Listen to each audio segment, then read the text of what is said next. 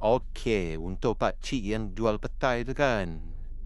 Yang jual petai, lepas tu kena rush dengan majlis kan. Macam gitu, berniaga macam gitu memang tak boleh pakcik. Tak boleh. Kalau nak berniaga buah kan. Okey, kita jual macam gini Ahmad ni. Ni perumahan. Tu belakang tangga tau. Tangga, inilah luar orang tau. Jual macam gini. Okey, jual kat tangga macam gini. Tutup lorong. Nanti kalau terbakar ke apa, ada punya pasal lah.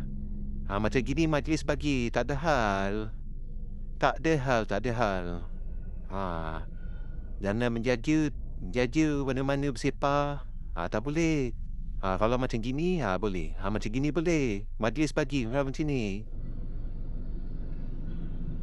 Nanti kalau rumah sebelah-sebelah ni belakang tu terbakar, pandai-pandai lah gitu. Ni KSL. Tengah-tengah bandar ni. Majlis okey. Tak marah. Datang lah sini JB.